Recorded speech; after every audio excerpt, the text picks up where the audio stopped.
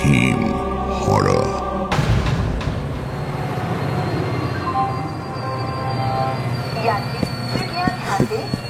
আর দেরি না করে অভি দৌড় দিল। এটা গ্যালোপিং লোকাল, পরের ট্রেনের ওপর ভরসা নেই ওর, তাই এই ট্রেনটা ধরতে না পারলে দেরি হয়ে যাবে খুব। ভিড় ঠেলে 2 নম্বর প্ল্যাটফর্ম পর্যন্ত পৌঁছতেই ওর ঘাম ছুটে গেল। রোজ ট্রেনে যাতায়াত করার অভ্যেস ওর নেই। ট্রেনের ইঞ্জিন বগির দিক থেকে হর্ন শুনতে পেল অভি। ট্রেনের অপর প্রান্ত থেকে হর্ন দিলেই ট্রেন ছাড়তে শুরু করবে। গেটের বাইরে অভি ছাড়া আরো প্রায় 50 জন পুরুষ মহিলা ঠেলাঠেলি করে ট্রেনে ওঠার চেষ্টা করছে। অভি কোনো মতে ঠেলাঠেলি করে গেটের লোহার রডটা শক্ত করে ধরল, কিন্তু পা রাখবে কোথায়?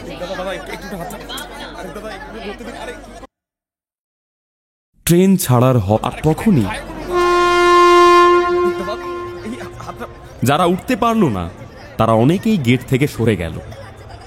অভি ভাবল পরের ট্রেনে যাওয়াটাই ভালো হবে, কিন্তু যখন সে হাতটা ছাড়াতে গেল কিছুতেই হাতটা ছাড়াতে পারল না। ওদিকে ট্রেনের গতি বাড়ছে। গেট ধরে ঝুলে থাকা লোকগুলো অভিকে ট্রেনটা ছেড়ে দিতে বলছে, কিন্তু ভিড়ের মধ্যে থেকে কিছুতেই ও হাত বের করতে পারছে না। ট্রেনের সাথে সাথে অভির পায়ের গতিও বাড়ছে। এর মধ্যে হাতটা বের করতে না পারলে শেষ, ট্রেনের বাইরে ঝুলতে থাকবে ও। প্ল্যাটফর্ম থেকে ট্রেনটা বেরিয়ে যাওয়ার আগে অভি তার সবটুকু শক্তি দিয়ে একটা হ্যাঁচকা টান মারলো, আর প্ল্যাটফর্মের শেষ প্রান্তে ইলেকট্রিক পোস্টের সামনে নুড়ি পাথরের ওপর ছিটকে পড়ল সে।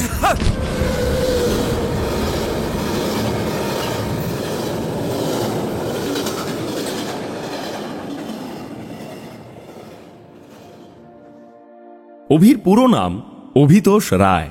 একজন সাধারণ মানুষ যার জীবনের 24টা বছর কেটে গেছে পড়াশুনো করতে, 4 বছর কেটে গেছে কর্পোরেট কোম্পানিতে ঠিকঠাক একটা চাকরি খুঁজতে, আর বাকি 6টা বছর গেছে 10টা 5টা ডিউটি, বউ মেয়ে মা আর একটা খিটখিটে ম্যানেজারের সাথে মানিয়ে নিতে।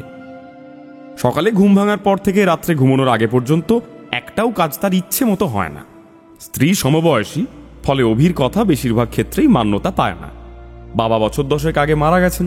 ছেলে নিজের পছন্দের মেয়েকে বিয়ে করায় মা ছেলের প্রতি একরকম অসন্তুষ্টই আছে বলা যায়।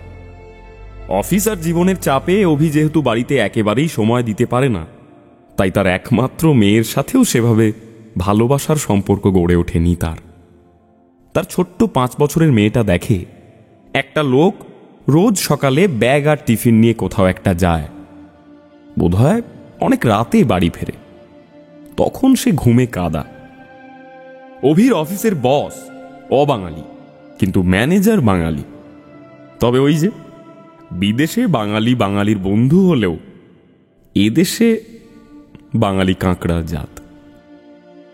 ম্যানেজার রঞ্জন বসু বসের সামনে নিজেকে শহুরে আর অভিকে মফস্বলের গেঁয়ো ভূত প্রমাণ করার কাজটাকে নিজেই নিজের কেয়ারেতে যোগ করে দিয়েছে, আর এগুলো অভির জীবনের নিত্যদিনের ঘটনা হয়ে গেছে।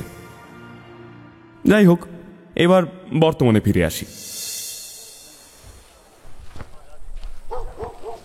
নুড়ি পাথরের মধ্যে থেকে ধুলো ঝাড়তে ঝাড়তে প্ল্যাটফর্মের শেষ বেঞ্চটার দিকে এগিয়ে গেল অভি। মাথার বাঁ দিকটায় বোধহয় একটু জোরেই লেগেছে তার। বেঞ্চে বসে আর কোথাও লেগেছে কিনা সে দেখতে থাকে। হঠাৎ মেঘের গর্জন শোনা গেল। প্রতিদিন সে স্কুটার নিয়েই অফিসে যাতায়াত করে, কিন্তু আজ সকাল থেকে বৃষ্টি হয়েই চলেছে, যে কারণে তাকে আজ ট্রেনে যেতে হয়েছে। স্টেশনের এই দিকটার উপরে ছাদ নেই আর বেশ অন্ধকার। এখন আবার বৃষ্টি শুরু হবে না তো? এইসব ভাবতে ভাবতে অভি খেয়াল করে একজন বয়স্ক মানুষ তার দিকে এগিয়ে আসছে। অভি বেঞ্চ থেকে উঠতে যাবে এমন সময় সেই মানুষটা তার পাশে এসে বসল। ভয় নেই, বৃষ্টি আসবে না। আপনি? আমি মধুসূদন বিশ্বাস। ট্রেন মিস করলে মনে হচ্ছে। কি যে বলি, আসলে অভ্যেস নেই তো, মানে রোজ স্কুটারে যাই তো। ও আচ্ছা, তোমায় খুব চিন্তিত দেখাচ্ছে বাবা, কিছু হয়েছে? অভি মধুবাবুর কথায় কান দিল না। অচেনা লোক, কে জানে কার মনে কি আছে। আগের কথাটা না শোনার ভান করে আশপাশে একবার চোখ বুলিয়ে বলল, ইয়ে, পরের ট্রেনটা কখন আসবে জানেন? ট্রেন আসবে, আসছে। ও আচ্ছা, ঠিক আছে, তো ওদিকটা আমি একটু এগিয়ে যাই। এই বলে অভি ব্যাগটা কাঁধে তুলে নিল। আরে কোথায় যাবে, একটু বসো, গল্প করি।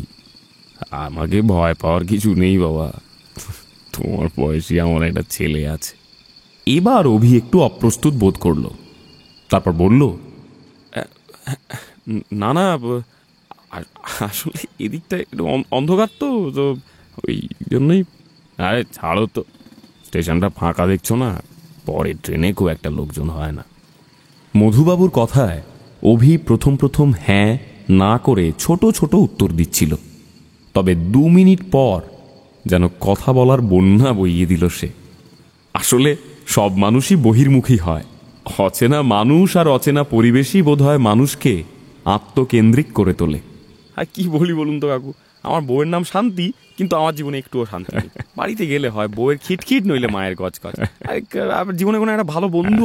অভির জীবনের ইতিহাস শুনে মধুবাবু বলল, আচ্ছা, যদি সব সমস্যা মিটে যায় তাহলে জীবন একটু সহজ হবে, তাই না? অভি কিছুক্ষণ চুপ করে রইল, তারপর বলল, হ্যাঁ মানে একটু কেন, অনেকটাই সহজ হবে। মধুবাবুর ঠোঁটের কোণে একটা হাসি ফুটে উঠল। আরে আপনি হাসছেন? আজই দেখুন না, আর কিছুদিন পরে পুজো, বাচ্চারা 3 দিন ধরে মায়ের কাছে বায়না করছে, তার সব বন্ধুদের নাকি 4টে-5টা করে সব জামা হয়ে গেছে, তারই একটা এখনো জামা হয়নি। আর ছোট মেয়ে, সে কি আর এত বোঝে? আমি যখন কিনবো তখন মা বউ সবার একসাথেই কিনে নেবো। আজ অফিসে লাঞ্চ ব্রেকের পর থেকে আমি বলে যাচ্ছি, স্যার আজকে একটু তাড়াতাড়ি বেরোবো, স্যার আজকে একটু তাড়াতাড়ি বেরোবো, কিন্তু ওই যে বলি অভি থমকে গেল। তারপর ঘাড় ঘুরিয়ে তাকালো তার পাশের ব্যাগটার দিকে। ব্যাগ তো আছে, কিন্তু তার জামা কাপড়ের ব্যাগটা?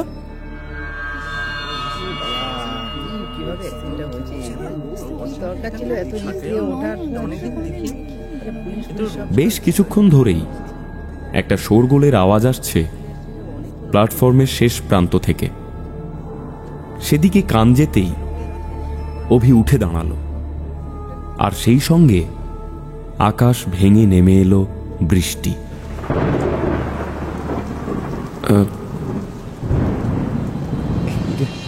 মধুবাবু, আমি একটু। কথাটা বলে মধুবাবুর দিকে ঘুরে দেখল তার পাশের সিটটা খালি। একটা অজানা আশঙ্কা দানা বেঁধে উঠল অভির মনে। দূরের ভিড়টার দিকে ধীরে ধীরে এগিয়ে গেল অভি। ভিড় ঠেলে সামনে যেতেই সে দেখল ভিড়ের মাঝে ইলেকট্রিক পোস্টের সামনে 2টো পুলিশ দাঁড়িয়ে আছে,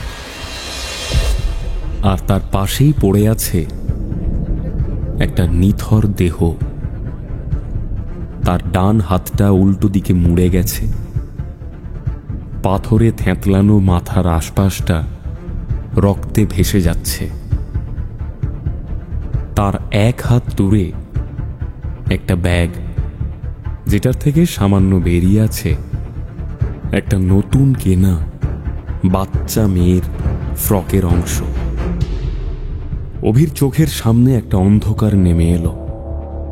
মনে হলো দূরে দিগন্ত থেকে কেউ তাকে জিজ্ঞাসা করছে, আচ্ছা, যদি সব সমস্যা মিটে যায় তাহলে জীবন একটু সহজ হবে, তাই না?